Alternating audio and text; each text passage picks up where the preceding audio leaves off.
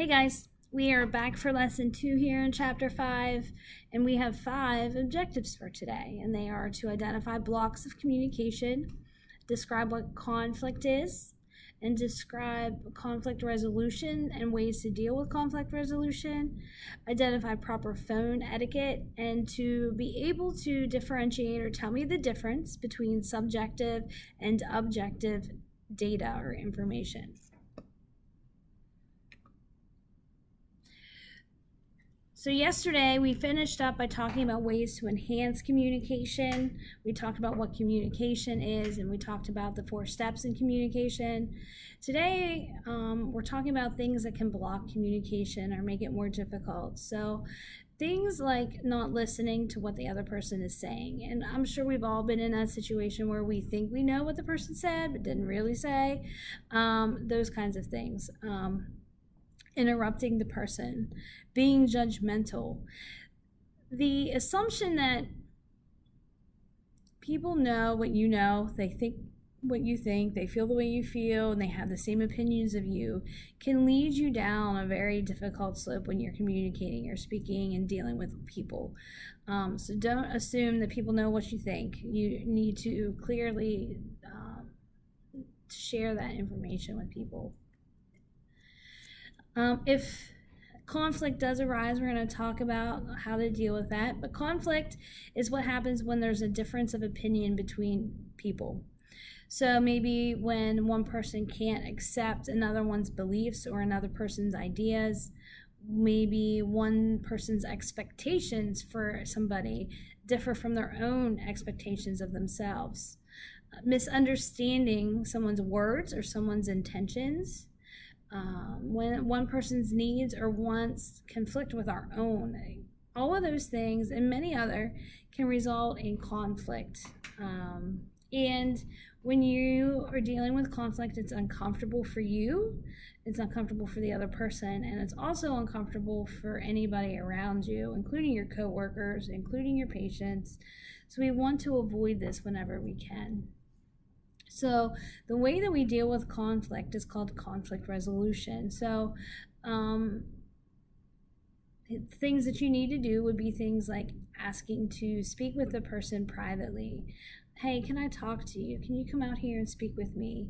And when you are discussing it with the person, focus on the problem at hand. It is not the time to bring up every wrong thing that this person has ever done to you or to bring up something that they did to you 3 weeks ago. The topic at hand is what is happening right now. Focus on I rather than you. Think about if you were upset and you're, well, you did this and you did that. Focus on, well, when you said that, I felt like, okay, whatever. You are more than welcome during conflict resolution to share your feelings and how it affected you, but at the same time, you need to be willing to have that person tell you the same, to hear what their side of the story is or their feelings on the matter. If there was a misunderstanding, apologize. And if you were misunderstood, accept the apology. And sometimes in the end, you just have to agree to disagree. You're not going to always agree with everybody on 100% of things, but you still need to be able to deal with people. You know, I might not agree with my coworker on a subject, but that doesn't mean that I can't work with them and I can't behave professionally. If for some reason you aren't able to settle a conflict with somebody, then you need to go to your supervisor and seek some help or seek out some help in some way. One way that we communicate in healthcare is by the use of telephones. So it's important to know proper telephone etiquette, if you will. We use the phone a lot. So as far as telephone etiquette goes, first of all, when answering the phone, it should be answered within 3 rings. Smile when you answer the phone. Believe it or not, smiling will change the tone of your voice, and it will come through even on the phone. So try it. Say, let me see. Allied Health, Brandy, can I help you? Versus Allied Health, Brandy, can I help you? Okay, there's a big difference, and that smile kind of helps that come across. Answer with a pleasant greeting like good morning. Identify yourself by your name, title, and what unit. Now that could be changed based on the facility you work at. Maybe they want you to say something differently, but typically when I would answer the phone, it would be labor and delivery, Brandy, can I help you? That kind of thing. And that's the next one, is ask, how can I help you when you're done? Don't automatically put somebody on hold. Right? Have you ever had that happen? Hold please, and you're not even like able to say anything. So can I put you on hold? Things like that. Know how to use the facility's phone, like how to transfer calls, how to put people on hold, and things like that. And if you do put somebody on hold, kind of be aware of how long they've been on hold. If they've been on hold for more than 5 minutes, you need to pick the phone back up and ask if they'd like to continue to hold, if they'd like to leave a message or call back later.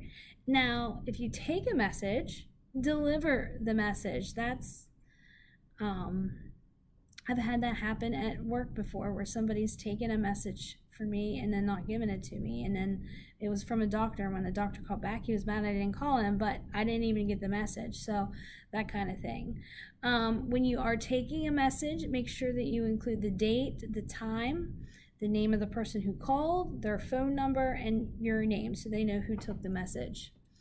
Another important thing excuse me, is to know what's called your scope of practice. Like, what are the rules? Can you answer the phone? Can you take doctor's orders? So things like, as an RN in the state of Pennsylvania, a doctor can call me and tell me orders. So he can give me medication orders. He can tell me to change things on patients and things like that. But as a nursing assistant, that's not allowed. So if a doctor calls in and the nursing assistant answers the phone, for whatever reason, the nursing assistant needs to say, hold until I can get a nurse. Okay, something like that. And now when you start working someplace, you're going to know what your role is, and you're going to know whether or not you can, and so forth. So just make sure you pay attention to those rules. And last but not least, know the rules for personal phone calls. I used to work with somebody who had 5 kids that were home by themselves in summer, and they would call every hour or twice an hour. Needless to say, it didn't make our coworkers very happy because of their kids always calling. So know the rules. Typically, you should not be getting personal phone calls while you're at work, no matter where you work. Also know the policy with cell phones. For the most part, cell phones should not be used in healthcare. They should not even be on you. I know some places have gone a little softer on that, but professionally speaking, you shouldn't be texting your boyfriend, your mother, your brother while you're supposed to be taking care of people. So keep those kinds of things in mind as well.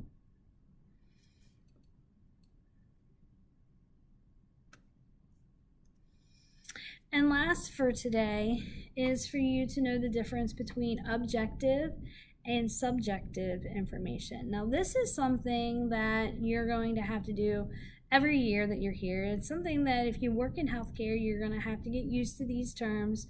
So your best bet's going to be to learn them now. So subjective data or subjective information is information that cannot be measured with your senses in any way. It's a patient complaint. Things like, I have a headache, I have a stomach ache.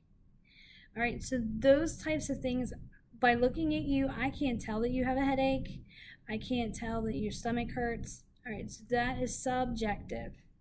Objective, on the other hand, is able to be measured. Things that you can see, hear, touch, smell, any type of measurement. So vital signs, your temperature, pulse, respirations, blood pressure, all of those are objective. a rash is objective because you can see it. Things like that. So pain, nausea, those are all subjective versus vital signs, and things like that being objective. So it's really important that you understand the difference between the two. If you have any questions, shoot me an email. Otherwise, we'll see you tomorrow, guys.